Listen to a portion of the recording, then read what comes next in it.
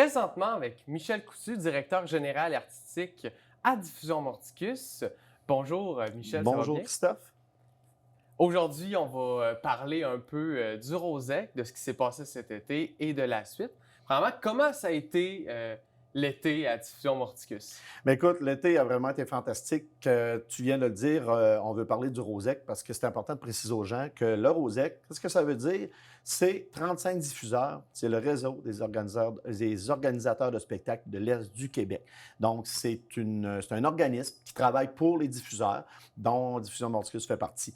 Donc, l'été du Rosec, c'est des spectacles plus intimes, une formule un peu plus familiale, évidemment. Donc, il y a plusieurs artistes. On parle peut-être de 200 quelques spectacles qui vont se donner cet été. Et nous, on en a fait 21 cet été. Autant du côté de Diffusion Mordicus, dans la salle, à l'Agora Lyon. On en a fait aussi à Matamaja. Et on termine justement la saison avec ton groupe à Sébec, avec vous oui. juger. Donc, on en a fait beaucoup. Et on sait que Diffusion Mordicus est le diffuseur matapédien. Donc, on essaie de faire profiter un peu tous les organismes, les OBNL plutôt, de ces spectacles-là, évidemment, à connotation culturelle tout le temps. Donc, ça a été vraiment fantastique. On ne veut pas l'été avoir des salles pleines. On veut avoir des salles où les gens viennent s'amuser, viennent passer un bel été, un beau moment. On ne vise pas vraiment à avoir des salles pleines. Et on sait qu'avec la COVID, c'est évidemment toujours plus difficile, mais par contre, avec l'arrivée de l'été, on peut maintenant recevoir jusqu'à 250 personnes dans notre salle. C'est bien parce que les gens peuvent enlever le masque, un coup assis dans la salle, ils peuvent consommer, ils peuvent prendre une bière durant le spectacle sans problème. Ensuite, il y a seulement un banc de distanciation entre les gens. Ouais. Donc là, c'est vraiment plus sweet un peu. Là. On peut dire ouais, c'est un petit peu plus facile. On doit porter son masque pendant 2 minutes, le temps d'entrer dans l'école et de se rendre à la salle Jean Cossette. Donc, c'est des mesures qui ne sont pas très difficiles cet été. Contrairement à l'été passé, cet été, la COVID n'a pas été un grand obstacle. Non, pas du tout exactement. On a reçu les dernières mesures à la fin mai. Donc, on a appliqué tout ça à compter du 13 juillet parce que les spectacles ont commencé le 13 juillet et on va finir le 29 août avec Elliott Maginot. Donc, ce sont tous des artistes, pour la plupart, qui sont à leur premier spectacle depuis le début de la COVID plutôt.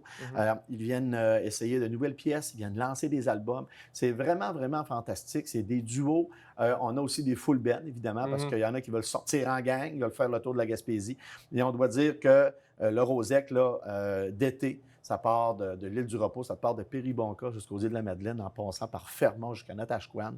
Et c'est vraiment, vraiment fantastique. Là. Donc, les gens viennent en vacances. Il y a beaucoup de gens qui suivent la route des spectacles. Ah ouais? Donc, oui, parce qu'on en a vu, entre autres, avec le spectacle de Laurence Jalbert, des gens qui étaient de Montréal, qui sont venus en camping ici à Amqui. Ils sont venus voir Laurence Jalbert parce qu'ils savaient qu'elle était ici. Donc, ils ont prévu leur arrêt. Donc, on a beaucoup de touristes. C'est vraiment un projet, justement, touristique, l'été du Rosec aussi. Un petit peu comme vous avez parlé d'Astéria, justement. On a voulu bonifier cet été-là en ayant cette expérience-là pendant 10 jours pour permettre aux touristes, aux familles, ceux qui sont encore en vacances, d'avoir un petit plus, justement, dans leur été. Justement, Astéria, qu'on va parler un peu plus tard dans l'émission. Parlant de un peu plus tard, c'est quoi la suite? Qu'est-ce que tu as de prévu pour cet automne? Bien, écoute, cet automne, Diffusion Mordicus, on a été chanceux parce qu'on n'a pas tombé en zone rouge souvent. On a été dans d'autres zones, donc on a pu diffuser. On a arrêté à 2 reprises, en mars 2020 et en décembre jusqu'en février.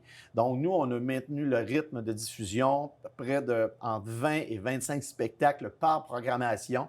Donc, on a continué. Je te dirais que c'est beaucoup plus de travail avoir des spectacles dans cette formule-là qu'avoir une salle pleine à 433 personnes. Ah ouais? Beaucoup de gens qui nous demandent qu'est-ce que tu fais, il n'y a pas de spectacle, là, c'est fermé, ça ne marche pas.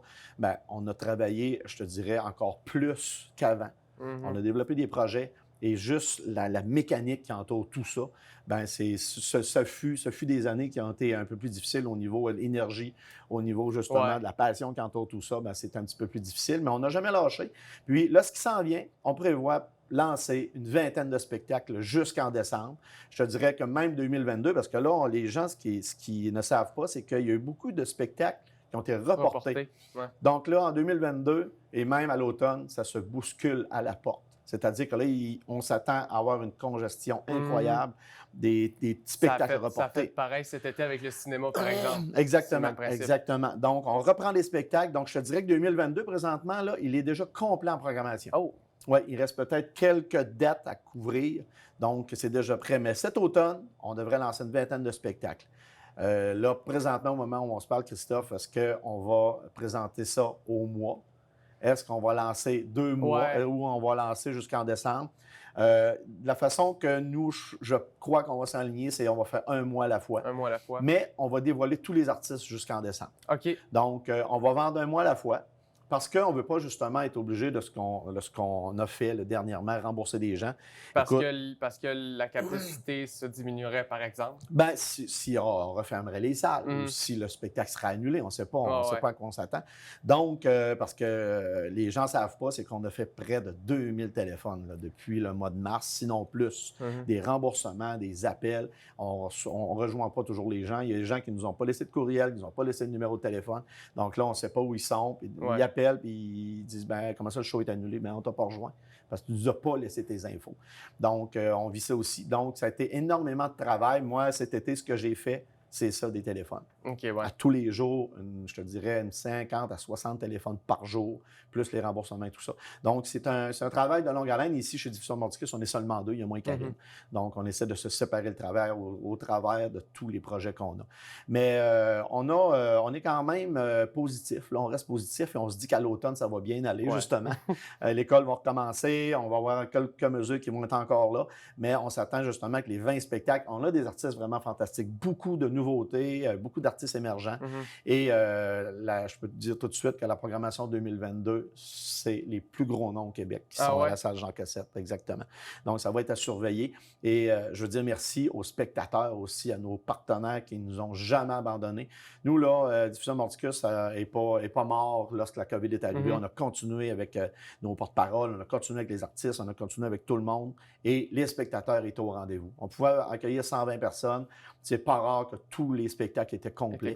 Donc, c'est ça. Ça a gardé quand même le choix numéro 1 pour la culture, ça a resté Diffusion Mordicus. Là. Et pour terminer, si on veut suivre Diffusion Mordicus, être au courant de tout ce qui va se passer dès à présent, comment on fait? Comment on fait? Ben, c'est simple. On ouvre notre ordinateur et on va sur le site internet diffusionmordicus.ca. On écoute Rouge 99.9. On écoute la TVC. On regarde l'avant-poste. On va au Select Hotel. On fait nos recherches pour la culture. Et il y a beaucoup de gens qui sont en vacances, mais prenez 5 minutes si vous voulez voir un show. Bien, allez vers ces plateformes-là. Vous pouvez même nous appeler.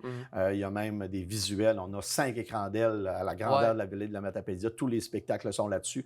Donc, si tu dis que tu n'as pas entendu parler, probablement que tu restes à une autre planète.